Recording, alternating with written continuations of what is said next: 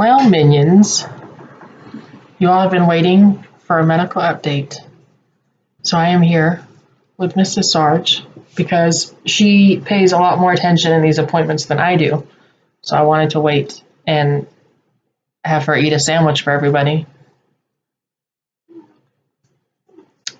So basically, what happened was, I got discharged on Monday, and my platelets were at 52,000, I think, is what they got them up to. Yeah, something like that.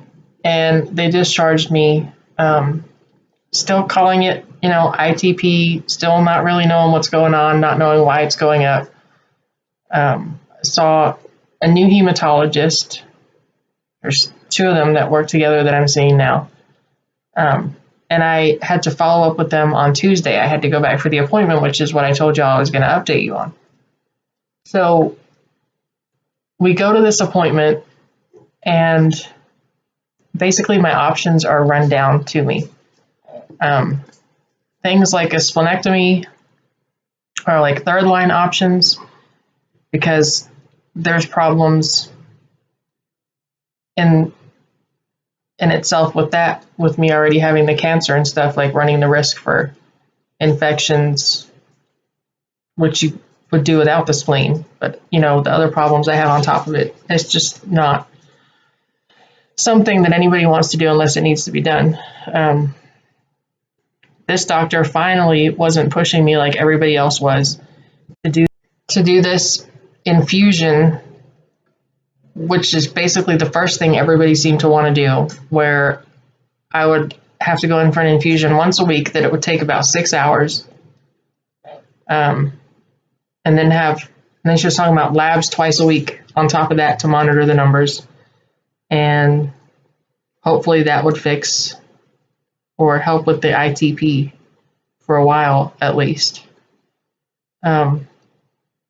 There's just no way. I've told y'all before, as far as treatment rooms and all that, I can't, I won't make myself go in there. If I'm not going in there for the chemo, I'm certainly not going in there for anything else. So, that was an absolute no-go. So the next option they were talking about was an injection. Well, there was pills. Oh, pills. That's what I wanted to do. I wanted to do the pills. A treatment where you literally take pills. The biggest concern with that seemed to be that it can cause blood clots.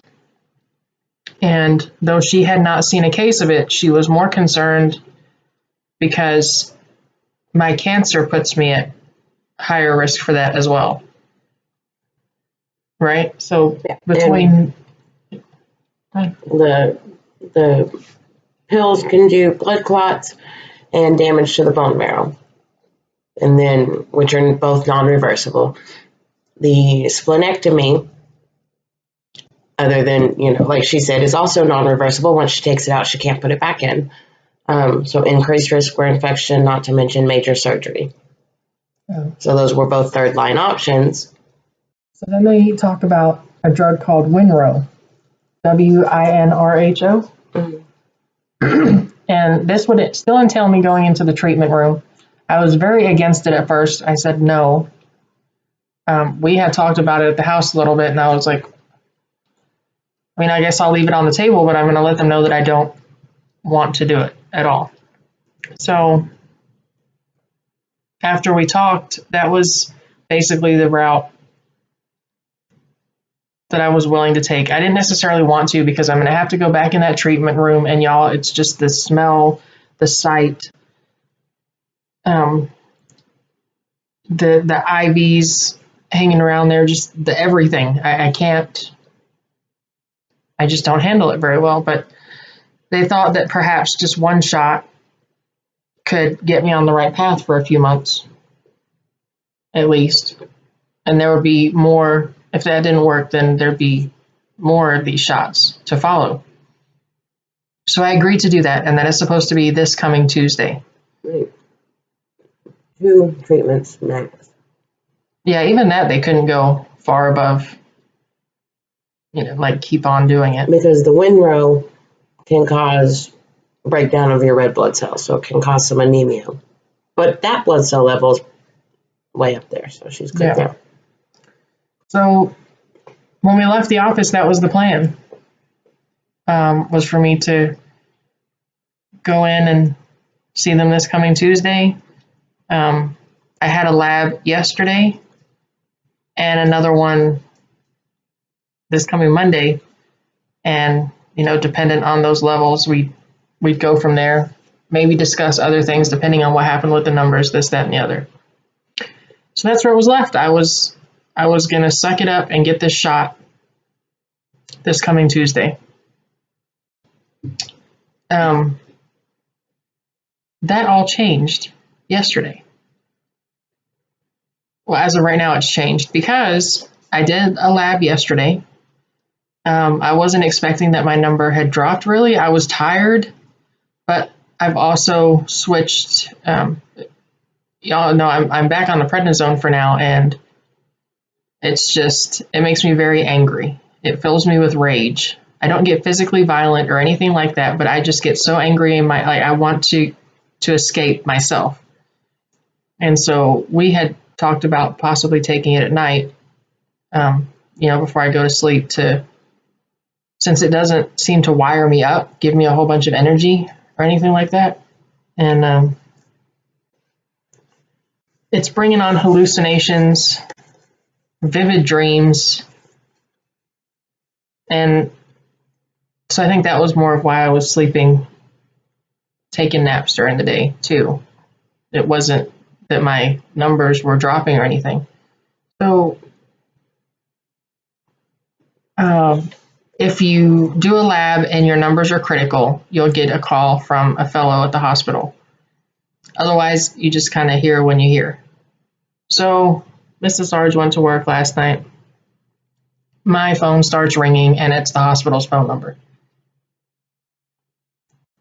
I already don't want to pick it up. Like the last couple phone calls I've had are, hey, take yourself to the ER because your numbers have dropped. So I was expecting that again. I answered the phone. The doctor had a totally different attitude. Her tone was different. I could tell this was not a bad phone call from the way she answered the phone. So she just immediately went into, you're not going to believe this. And I said, not going to believe what? I said, I guess it's not bad news. And she said, no, your platelet count is 174,000. It is completely normal. Y'all, there is no rhyme or reason for this. We're talking about the other doctor that she works with had said when we went to the appointment, if this shot doesn't work on Tuesday, I was going to be set up for a bone marrow biopsy to see if it's the cancer that had gotten into the bone marrow. So, out of nowhere, out of absolutely nowhere, my numbers just, it's been months. She asked if there's anything I've been doing differently. I said no. I've been taking the prednisone like I'm supposed to. The one thing I have done is I've tried to change my eating habits a little bit. I'm not going overboard, not super healthy. I do not have the motivation for that. But I have cut out a lot of carbs, I think. I've been doing pretty good with it. Lost a few pounds.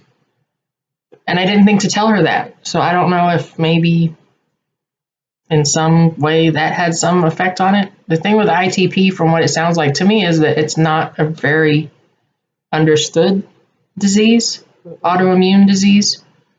Well, like I say, idiopathic is a fancy way for medical people to say, oh, no. Right, and that's the first word in ITP.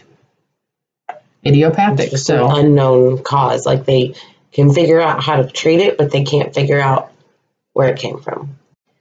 If y'all remember, when I not disappeared for a while, but there was a while there we hadn't done a video, and then we did one with This Is Where We've Been, and basically I was saying that I'd been sick, almost like flu type symptoms, and they're thinking it's possible that could have been it, and my body has just now finally managed to fight that.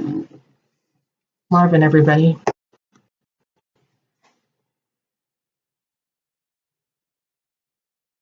What's wrong? I just had a random theory though. Move along. If it's related to the immune system, and they think that when you got the flu-like symptoms, that your immune system was fighting that virus, and that virus resembled platelets, so it tagged on to your platelets. But then you got this bladder infection, and maybe your immune system moved on and left your platelets alone. Oh yeah, I have that now.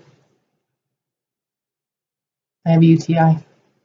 That's an interesting theory. But it could, I mean, it found a new issue to attack, so it left the platelets alone. Hobbs is trying to jump in my lap. Sorry about all the distractions with the animals. Y'all know this is for a baby house, so. You have fur on your... Okay, I got it.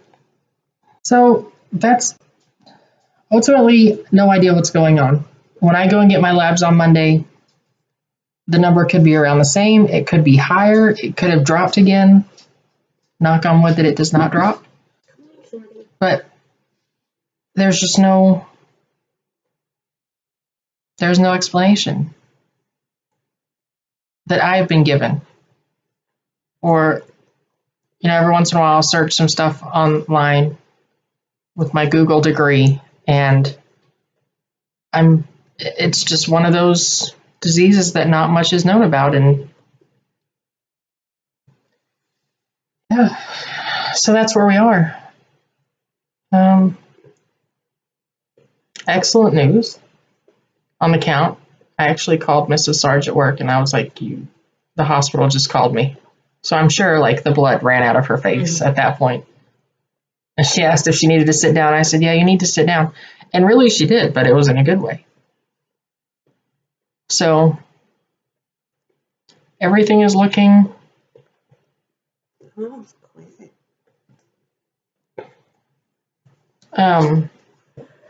that's where we're at.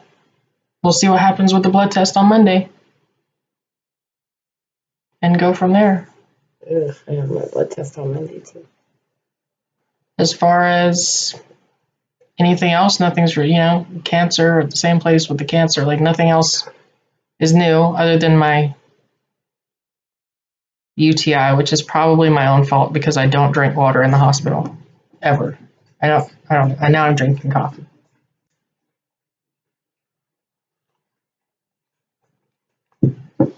That is the update for y'all.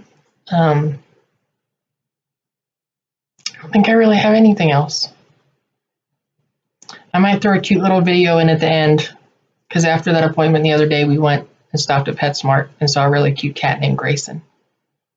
So maybe I'll throw that in for the cuteness effect, even though you have all of this and this. So that is it. We will talk to y'all again soon. Hope that everybody's doing well. Love each and every one of you. Thank you for all your support and your concern, and thank you for waiting on this update to see how I'm doing. We're doing well. Platelets are doing well. There's a rave going on. So we will talk to y'all again soon. Peace.